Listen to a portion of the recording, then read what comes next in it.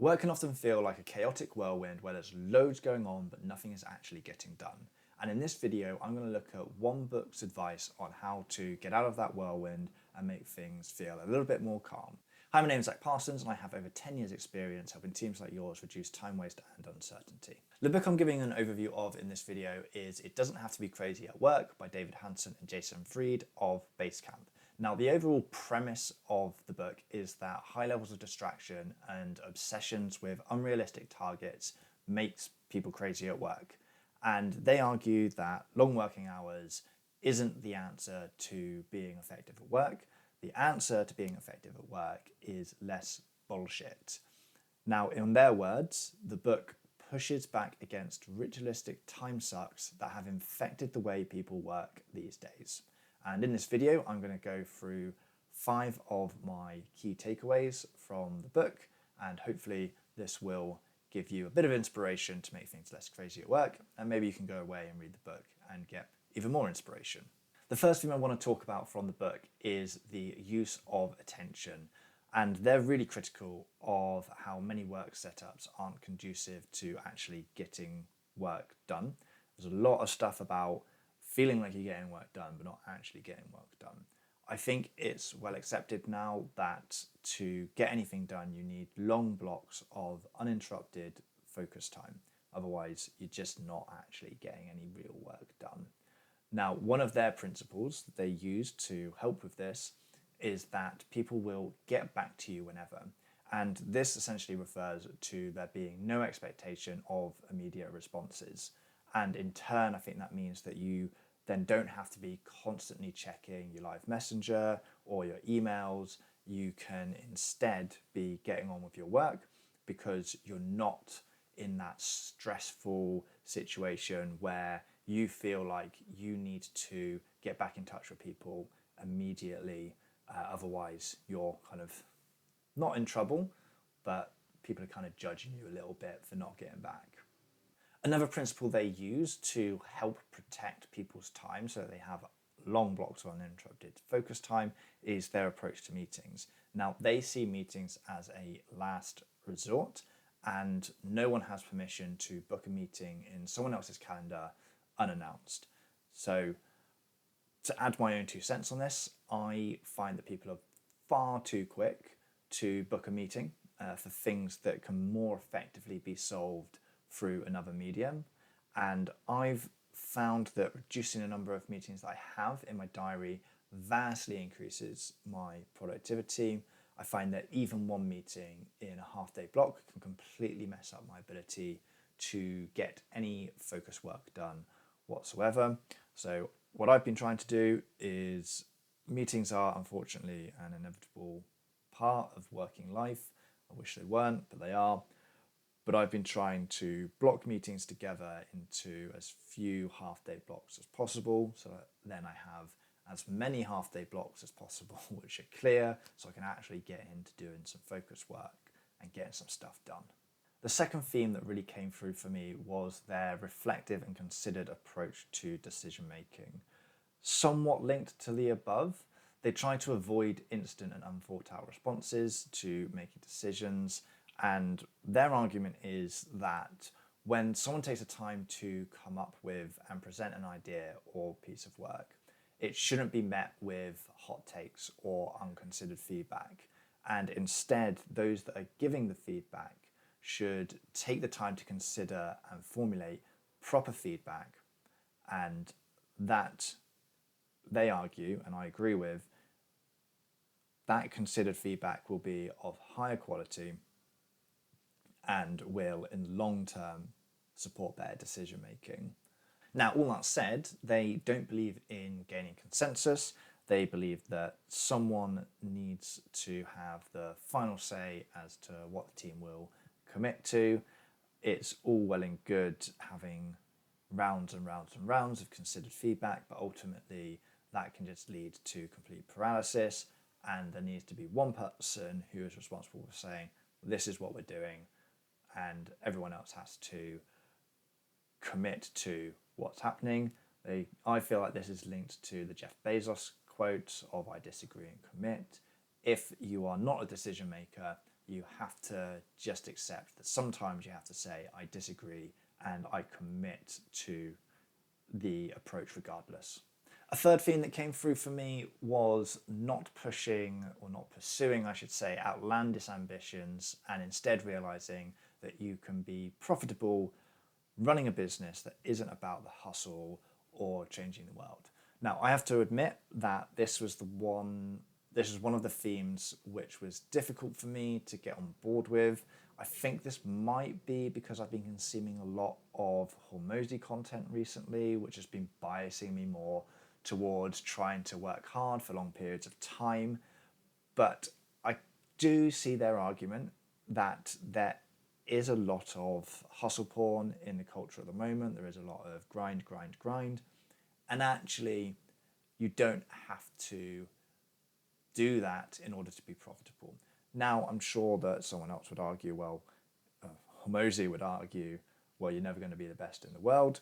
And to be honest, like, maybe that's your ambition. Maybe you don't want to be the best in the world. Maybe you don't want to be earning millions and millions of pounds. Maybe instead, you just want to have a profitable, effective business, which you can then balance with other things. I'm not going to go into work-life balance in this video. Another point they make under this general theme is the idea of scrapping long-term goals. And this is a little bit more palatable to me. I think I somewhat agree. I think that it's a good idea to have a general idea of like what your values are and what your principles are and where you're heading. But having very specific goals, I think, is detrimental, especially in a world where things change so rapidly. And their argument is that it's very easy when you've set a long-term goal to stick to that goal, even when things have changed and the goal actually no longer works for what you're trying to achieve as a business, as your overall objectives, personally or professionally. And I tend to agree. I don't set 5-year goals. I think they're a waste of time because I don't know where I'm going to be in 5 years' time. And the last point I'm going to touch on under this theme, which I think is a great reminder for those of us who are ambitious and entrepreneurially minded, is a warning against losing focus on what's important and getting distracted by what they call low-hanging fruit. I would call it shiny key syndrome, which is looking at things and thinking, oh, I want to pursue that. And what they say, which I thought was really interesting, I've not heard it formulated in this way before, is that the issue with low-hanging fruit is that as you get closer to said low-hanging fruit, it actually becomes less and less low. So the way that they put it is, let's give an example to make it a little bit easier. So a new social media platform might seem like low-hanging fruit. It might seem like, oh, we can go over there, won't take us much time, but it will get us loads of customers really quickly, really easily at low cost. But then as you get closer and closer to this fruit, that is to say, as you start using this social media platform, as you start trying to create content for the social media platform, you realize that it's way more complicated than you initially thought. It actually takes loads of effort to create content in the first place. Your content then just doesn't get watched, and then you're actually not making any customers. So you're feeding loads of time and money and effort and resource into the social media platform, and actually it takes a long time before you get the return on that investment. There's no like super quick way to get people into the funnel and convert them on a social media platform. The fourth theme that I took away was about line management and maintaining a healthy culture. Now, they go into loads of specific tips here, and I am not going to go into all of them just because it will be here for a very long time, and also I'll essentially just be taking the entire book and repurposing it, which is obviously not cool. So I'm just going to give one example that really stuck out to me, which is the idea of a boss saying that, or a leader saying that their door is always open. They argue that that's a bit of a cop-out and it's a bit of an empty gesture. And their argument is that it shouldn't be on the employee to speak up, but for the boss to ask, better questions.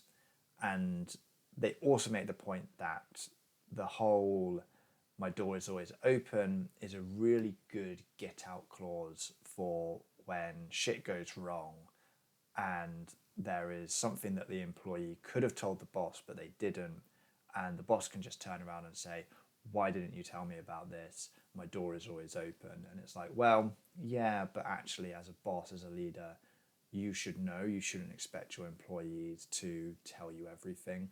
And if you're not going around asking questions, you're not demonstrating that you're interested in the work, and employees will probably close off. So yes, there is an element, in my opinion, that employees do have a responsibility to report things when things go wrong. But as a leader, you can encourage that by asking questions. It's simply not enough to just say, "My door is always open," because it just doesn't work like that in practice. Now, the last theme I want to touch on, I think, is less of a theme of the book itself and more a theme that I took away, or as I was reading the book, I was reminded about. And may even be less of a theme and more of a principle, but the idea is that the goal of business is to stay in business. Now, they do, in fairness, touch on this a little bit specifically, where they talk about the difference between having a startup and having a stay up. And they argue that it's actually easier to have a shiny new startup than it is to sustain a business in the long term. And I think going back to what I was talking about earlier around Hormozy content, he is also very much of the same opinion, that many entrepreneurs go through this cycle where they get excited about a new idea, they create it, they find out that it's hard, they get bored, and then they create a new startup and a new startup and a new startup, and they never actually create a long-term business because instead they're just going shiny new thing, shiny new thing, shiny new thing. Hormozy calls it the woman in the red dress syndrome. I don't think he uses the word syndrome, but he talks about the woman in the red dress, which is the idea from the Matrix, where Neo's walking down the street, looks at a woman in the red dress, and Morpheus asks, "Did you look at the woman in the red dress?" And it turns out that it's Agent Smith holding a gun to his head. The idea being that if you keep getting distracted, you're never actually going to achieve great things because you're always starting something new. You're never actually building something that will turn into something big. I think this is particularly front of mind for me at the moment. I'm starting a new YouTube channel, I'm starting a new business, and I have to be really disciplined with myself not to get distracted, not to think, "Oh, what if I try this? What if I try this? What if I try this?" I have to set plans and stick to them long enough for me to know that they're working, but not so long that I become obsessed on the wrong thing. And I also need to set values and principles that will enable me to sustain the business in the long term and create a long-term business where I'm developing trust with people and not do short-term tricks for like cheap views or to try and cut corners in the business so that I get things done more quickly. I want to focus on quality rather than quantity, and I want to, as I say, have a long-term business where I'm building trust over time, and I don't want to break that trust by doing something stupid for a short-term arbitrary turnaround, a short-term goal, short-term reward. All right, so to round up, there were 5 key takeaway themes that I personally had from this book. It doesn't have to be Crazy at Work by the founders of Basecamp.